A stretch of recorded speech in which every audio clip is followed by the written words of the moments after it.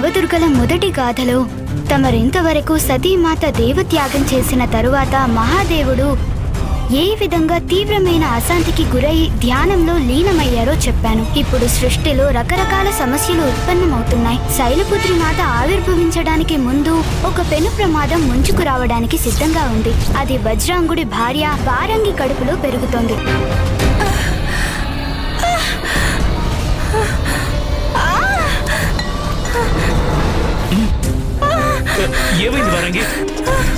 ఏదైనా ప్రమాదం వచ్చే ముందు సృష్టి యావత్తు కంపించుతోంది.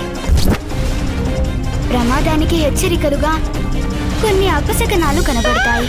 లోకానికి అరిష్టం అనిపిస్తోంది. తీసుకోండి మీ పుత్రుని. తన పుత్రుడి జననం తన భార్యకి వరమైన సృష్టికి పెనుశాపమని వజ్రాంగుడికి అప్పుడు అర్థమైంది. ఆ వజ్రాంగుడి పుత్రుడు మరి ఎవరో కాదు, తారకాసురుడు. ఓం బ్రహ్మదేవాయ నమః.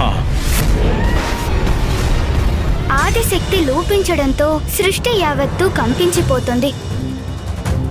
ఆదిశక్తి లోపించడం వల్ల సృష్టిలో సమతుల్యత దెబ్బతిన్నది. ఫలితంగా ఉత్పన్నమైనది అన్ని దుష్టత్వం, దుర్మార్గాలకు ప్రతీకులు మాత్రమే.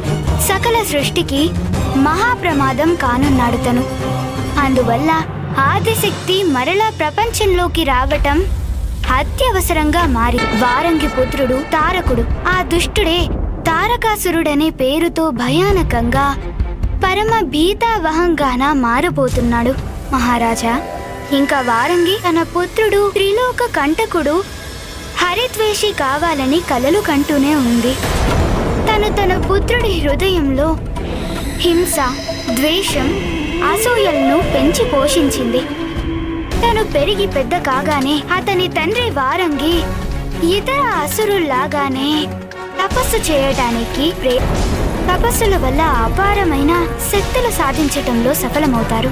తారకాసురుడు తన తపస్సును ఆరంభించడానికి అసలు కారణం ఏంటంటే తను స్వర్గాధిపత్యం సంపాదించాలనుకున్నాడు. లేదు మహారాజా, స్వర్గం మీద ఆధిపత్యం చెలాయించాలనేది ఆ దుర్మార్గుడి దృష్టిలో హీనమైన పని. గతంలో అసురులకు భిన్నంగా మహారాజా తాను కోరుకున్న వరం ఏమిటో తెలుసా? ఓం బ్రహ్మదేవాయ నమః. ప్రణామాలు బ్రహ్మదేవా. నా తపస్సుతో తమరికి ఇక్కడికి రాక తప్పని పరిస్థితి కల్పించాను. అడుగు, ఏ వరం కావాలనుకుంటున్నావు? అడుగుతాను, తప్పక అడుగుతాను. అడగటం కోసమే ఇంత తపస్సు చేశాను. అమరత్వాన్ని నేను అడిగినా ఇవ్వరని నాకు తెలుసు. అమరత్వం వద్దులేండి. ఇప్పుడు నేను కోరుకునే ఒకే వరంతో తమరు వద్దనుకున్నా సరే నేను అమరుడిని అవ్వక తప్పదు. అమరుడిని అవ్వక తప్పదు. పొడుపు కథలకి ఇది సమయం కాదు తారకాసురా. అయినా అసాధ్యమైనదనని నువ్వు సాధ్యమయ్యేలా దానిని ఎలా చేయగలవు పుత్రా? అమరత్వం పొందడానికి నీకు ఏ విధంగానూ అర్హత లేదు. వేరే ఏ వరం కావాలన్నా కోరుకో. బ్రహ్మదేవా, ఒక వేలుని తిన్నగా ఉపయోగించలేకపోతే ఆ వేలుని వంకరగా ఉపయోగించక తప్పదు. సృష్టికర్త మీరు. ఈ మాత్రం కూడా తెలియకపోతే ఎలా? తారకాసురుడు ఏదైనా కోరుకుంటే దాన్ని సాధించకుండా వదలడు. నాకు వరాన్ని ప్రసాదించండి బ్రహ్మదేవా.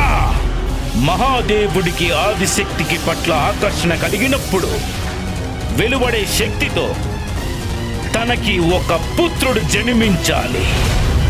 తను భవిష్యత్తులో దేవసేనాపతి పదవిని నిర్వహించాలి. కేవలం అతనే, ఆ మహాదేవ పుత్రుడు మాత్రమే నన్ను వధించగలవాడై ఉండాలి. ఎంత విచిత్రమైన వరం కోరాడు అతను. మహాదేవుడంటే పరబ్రహ్మం కదా. వారు మహాయోగి. వారిలో కామేచ్ఛ ఎంత మాత్రమూ జాగృతం కాదు కదా. అంటే విప్రవర్య, అయినా మహాదేవుడి అర్ధాంగి సతీదేవి యోగాగ్నిలో తన దేహాన్ని దహించుకున్నారు. అంటే తను లోకంలో లేనే లేరు విప్రవర్య. ఆ కారణంగానే మహాదేవుడు విరక్తుడై సమాధిలో లీనమైపోయారు కదా. ఇటువంటి పరిస్థితుల్లో మహాదేవ పుత్రుడి జననం ఎలా జరుగుతుంది? అంటే తారకాసురుడు కపట నాటకం ఆడుతున్నాడనేగా. అప్పుడు బ్రహ్మదేవుడు ఏం చెప్పారు గుణేశ? బ్రహ్మదేవా, అలా ఆలోచిస్తూ ఉండిపోతే ఎలా? తమరి భక్తుడు మీ కళ్ళ ముందే నిలబడి ఉన్నాడు. తను మిమ్మల్ని ప్రసన్నం చేసుకోవడానికి కఠిన తపస్సు చేశాడు. భగవంతుడు మీరు. తమరి భక్తుడి తపస్సుని తక్కువ చేయకూడదు. ఇవ్వండి. నాకు వరం ఇవ్వకుండా మీరు తప్పించుకోలేరు. నా వరాన్ని నాకు ఇవ్వండి. ప్రభు, నేను అడిగిన నా వరాన్ని నాకు ఇవ్వండి. ప్రభు, నా వరాన్ని నాకు ఇవ్వండి. నేను మీ ముందే నిలబడి ఉన్నాను. అమరుడినయ్యాను, నేను అమరుడినయ్యాను. ఇటు చూస్తే మహాదేవుడు ధ్యానంలో లీనమై ఉన్నారు. అటు చూస్తే ఆదిశక్తి లేనే లేదు. ఇలాంటప్పుడు వారికి పుత్రుడు పుట్టడం ఎలా సాధ్యమవుతుంది? దానికి అర్థం ఏంటి? నా సంహారం సాధ్యం కాదనేగా. సాధ్యం కాదనే కదా. సృష్టి అంతమయ్యేదాకా జీవించే ఉంటాను నేను. సృష్టి ఉన్నంత కాలం మారు మ్రోగేది నా నామస్మరణే. సకల లోకాలలోనూ నా పేరే మంత్రం. ఓం తారకాసురాయ నమః. ఓం తారకాసురాయ నమః. బ్రహ్మదేవుడు తారకాసురుడికి వరం ఇవ్వక తప్పని పరిస్థితి. ఇప్పుడు తారకాసురుడు తెలివితో కాదు, తన తెలివిలేని మూర్ఖత్వంతో దాదాపు తారకాసురుడు అమరత్వాన్ని సాధించుకున్నాడు. ఎందుకంటే తను కోరుకున్నది అసంభవం కదా. మహాదేవుడికి పుత్రుడు జన్మించే అవకాశం ఎక్కడుంది? ఆ అవకాశం రావాలంటే మహాదేవుణ్ణి సమాధి నుంచి బయటికి తీసుకురావటం ముఖ్యం. కానీ అది మాత ఆదిశక్తికి తప్ప మరి ఇంకెవరికి అసాధ్యం కాని పని. అందువల్ల మాత ఆదిశక్తి మాత్రమే ఈ పరిస్థితిని అర్థం చేసుకొని ఈ సమస్యకు పరిష్కారం అన్వేషించాలి. కానీ ఇప్పుడు కూడా ఆదిశక్తి అదృశ్య రూపంలోనే ఉన్నారు. మాత తప్ప మరో ఉపాయం లేని పరిస్థితి ఎదురైంది. మరి తారకాసురుడి బారి నుండి లోకాన్ని రక్షించేదెవరు? వర ప్రభావంతో ఆ తారకాసురుడు మరింత శక్తివంతుడిగా మారాడు కదా. మరిప్పుడు ఏం చేశాడు తను? ఇంకేం చేస్తాడు? తన తల్లి వారంగి కోరుకున్నట్టుగానే తను చేశాడు. సకల సృష్టికి కంటకుడై విజృంభించసాగాడా తారకాసురుడు. భూలోకాన్ని, పాతాళ లోకాన్ని ఆక్రమించుకొని ఆ దుష్టుడు స్వర్గంలోకి చేరుకున్నాడు.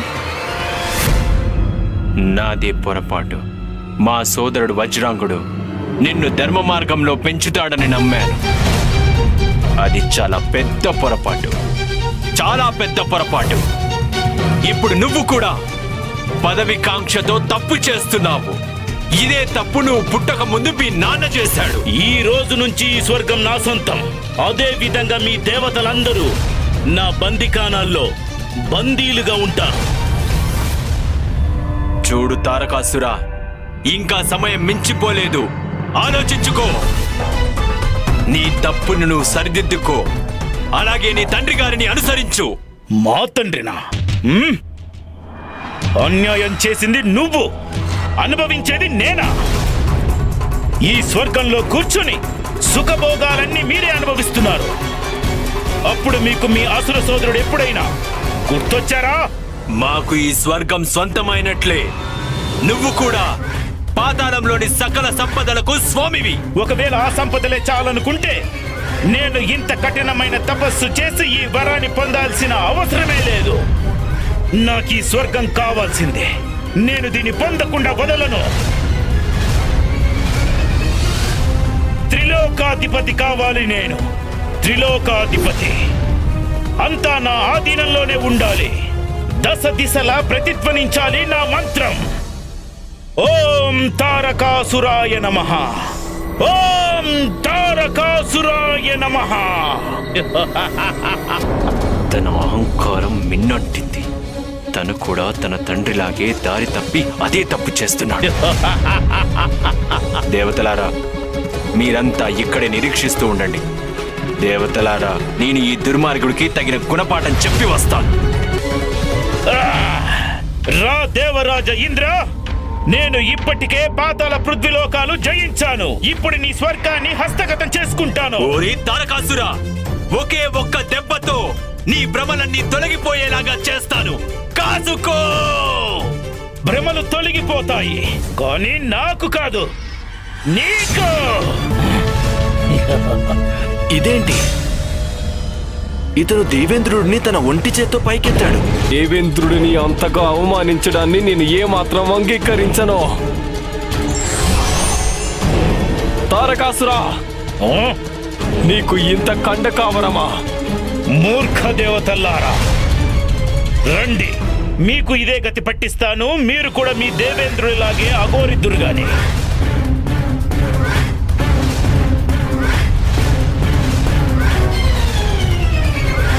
మీ దేవతలందరూ కలిసి కట్టకట్టుకొని వచ్చినా నేను మీ అందరినీ విసిరి పారేస్తాను. నేను మీ అందరినీ ఎలా బంధిస్తానో చూద్దురుగాని రండి. ఆ కారాగారంలో నుండి తప్పించుకోవడం అసంభవం, అసంభవం. ఈ ప్రవేశ ద్వారం ఎలా వచ్చింది? అది ఎక్కడికి దారితీస్తుంది? 600 మన దాడిని విరమించకూడదు.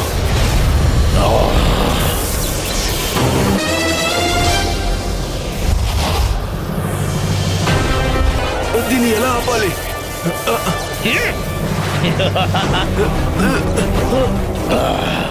ఇలా జరిగిందేంటి? సూర్యదేవుడు, వాయుదేవుడు, వరుణదేవుడు, అగ్నిదేవుడు ఏమైపోయారు? వారు లేకుండా సకల సృష్టి సర్వనాశనం అవుతుంది. ఇంద్రదేవా, ఇప్పుడు సకల దేవతలు సృష్టి రక్ష నీ చేతుల్లోనే ఉంది. నువ్వు తలుచుకుంటే మీ దేవతలను రక్షించడం కష్టం కాదు. నువ్వు నీ ఓటమిని అంగీకరిస్తే చాలు దేవేంద్ర. మీ సూర్యదేవుడు, అగ్నిదేవుడు, వాయుదేవుడు మరియు వరుణ దేవుళ్ళని నేను గాఢాంధకారంలోకి పంపించేస్తాను దేవేంద్ర. అక్కడి నుండి బయటకు వచ్చే మార్గాన్ని వారు ఎప్పటికీ కనిపెట్టలేరు. అదే అంధకార బిలం. వీడికి ఇంత శక్తి ఎలా వచ్చింది? ఎలా పని ఈ దుర్మార్గుడిని? చూడు దేవేంద్ర, వరుణదేవుడు, వాయుదేవుడు లేని లోటు అప్పుడే ప్రభావితం చూపిస్తోంది. క్రమక్రమంగా సూర్యదేవుడు కూడా ఇలాగే మాయమైపోతాడు. ఆ సూర్యదేవుడు గనుక అదృశ్యమైతే సృష్టి అంధకారంగా మారిపోతుంది. అప్పుడు ప్రారంభమవుతుంది అసలు కథ. దేవతలు లేకుండా పోతారు. ఫలితంగా సకల ప్రాణులు ప్రమాదంలో పడతాయి. ఈ సృష్టిని రక్షించాలంటే నీ నిర్ణయం వెంటనే చెప్పు దేవేంద్ర, లేకపోతే సర్వనాశనం తప్పదు. చెప్పు. వద్దు ఇంద్రదేవా, ఓటమిని ఏమాత్రం అంగీకరించకండి. లేదు, ఎట్టి పరిస్థితిలో ఒప్పుకోను, ఎట్టి పరిస్థితిలో ఒప్పుకోను. బహుశా మెడ పట్టుకుంటే సరిపోయినట్లు లేదు నీకు.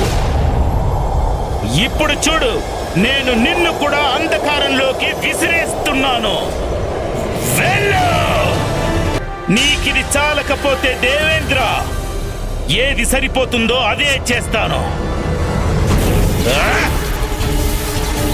స్వామి స్వామి స్వామి రక్షించండి, స్వామి రక్షించండి, రక్షించండి. నేను మీతో పాటు మీ భార్యల్ని హింసించదలుచుకోలేదు, కానీ మీ మొండి పట్టుదల వదలడం లేదు. కాబట్టి మీ భార్యలు కూడా మీకు తోడుగా చీకట్లో కలిసిపోతారు. తారకాసురుడు మమ్మల్ని బ్రతకనించేలా లేడు. ఏం చేయాలో అర్థం కావడం లేదు. రక్షించండి, రక్షించండి, రక్షించండి. చాలించు, ఇక చాలించు తారకాసురా. నేను పరాజయాన్ని అంగీకరిస్తున్నాను మా ఓటమిని. ఇప్పటికైనా బుద్ధొచ్చి ఓటమిని అంగీకరించావు. అర్థమైందా దేవేంద్ర? నా శక్తి ఎంతటిదో. త్రిలోక విజేత తారకాసుడిని నేను. ఇకనైనా నా మాటలు శ్రద్ధగా విను దేవేంద్ర. ఇక ముందు ఎప్పుడు పొరపాటున కూడా నన్ను మా నాన్నగారితో ఎప్పటికీ పోల్చవద్దు.